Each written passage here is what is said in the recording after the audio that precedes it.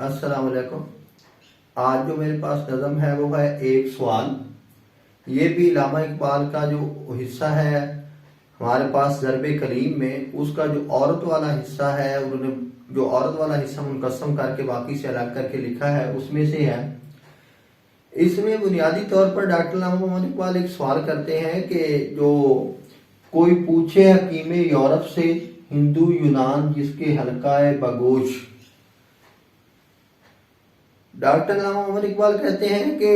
اس حکیم سے جو یورپ میں پیدا ہوا ہے، جس کو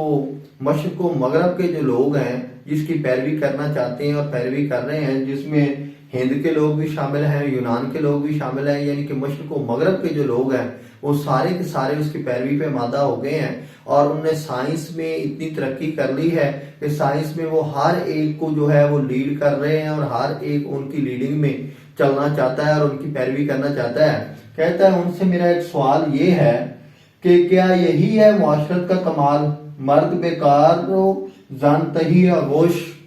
کہتا ہے کہ ان حکیموں سے میں یہ پوچھتا ہوں کہ آپ نے ایسا کیا ہے کہ سائنس میں تو اتنی ترقی کی ہے کہ آپ کو مشرق و مغرب جو ہے وہ پیروی کرنا چاہتا ہے، لیکن معاشرت کے نظام کو آپ نے سمجھا ہی نہیں ہے، اور سمجھنا تو کیا تھا بلکہ اس درجے میں بگاڑ دیا ہے کہ جو اللہ کا بنایا ہوا نظام تھا اس کو آپ نے جب اس کی پیروی نہیں کی تو اس کو اس طرح بگاڑ دیا ہے کہ اس کے نتیجے میں کیا ہوا ہے کہ معاشرت جو ہے وہ پورا معاشرہ جو ہے وہ فساد کی جڑ اور تباہ و برباد ہو کے رہ گیا ہے۔ اس کی وجہ علامہ صاحب بیان کر رہے ہیں کہ اس کی وجہ یہ ہے کہ جو یورپ کا معاشرہ ہے اس نے عورت کی صحیح حیثیت نہیں سمجھی، عورت کا صحیح مقام نہیں سمجھا۔ عورت کا صحیح مقام جو ہے وہ اس کا گھر ہے، نہ کہ آفس ہے، نہ کہ آفس کے بعد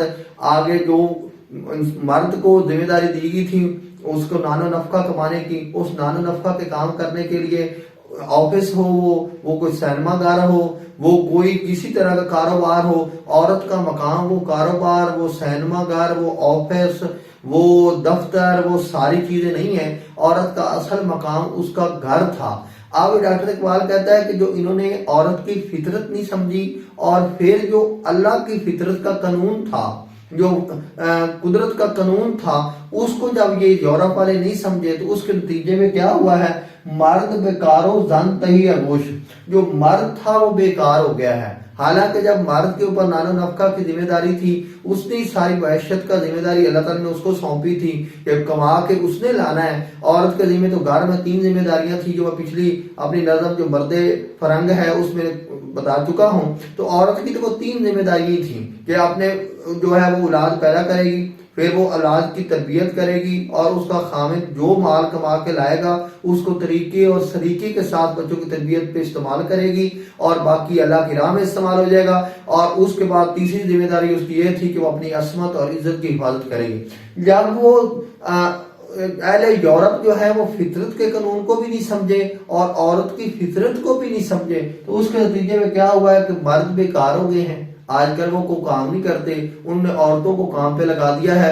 عورتوں کا حالانکہ یہ کام ہی نہیں تھا، عورتوں کو اس کام پہ لگا کے مرد بیکار ہو گئے ہیں۔ اور زن تہی آغوش، جو زن ہے وہ ضبط تولید کی جو ہے وہ روش اختیار کر گئی ہے، ضبط تولید کی طرف چلی گئی ہے، یعنی کہ وہ اولاد پیدا نہیں کرنا چاہتی۔ کیوں نہیں کرنا چاہتی؟ کیونکہ اس کو اولاد کی پرورش جو ہے وہ مشکل دکھائی دیتی ہے، اور اولاد کی پرورش سے وہ جان چھڑاتی ہے، بھاگتی ہے۔ اس لیے اس نے وہ کام اختیار کر لیے ہیں جو مرد کے ذمہ اللہ تعالیٰ نے اور فطرت نے ذمہ داری لگائی تھی، اور مرد نے جو ہے وہ بیکار ہو گیا ہے، اور عورت اب جو ہے وہ اولاد پیدا کرنے سے اور اولاد کی تربیت کرنے سے بھاگتی ہے۔ اس کے اندر ضبط تولید کا جو ہے وہ رجحان، اور ضبط تولید کا جو رجحان ہے وہ آخری درجے میں پیدا ہو گیا ہے۔ اب وہ اولاد پیدا کرنے سے یا اولاد کی تربیت کرنے سے بھاگتی ہے اور ایسے کام کرتی ہے جو مرد کے ذمہ لگائے گئے تھے۔ تو اقبال کہتا ہے کہ جو اہل یورپ تھے انہوں نے سائنس میں بڑی ترقی کر لی ہے، لیکن معاشرے میں اور جو معاشرے کا نظم و ضبط تھا اور جو زندگی تھی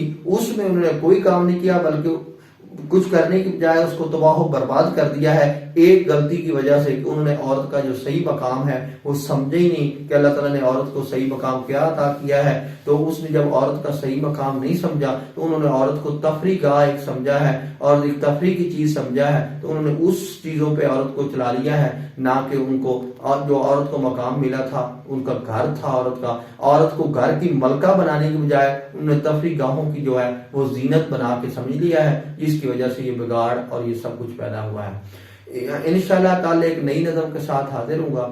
اللہ تعالیٰ آپ کو اپنے حفظ و ایمان میں رکھے۔ اللہ حافظ، جزاک اللہ۔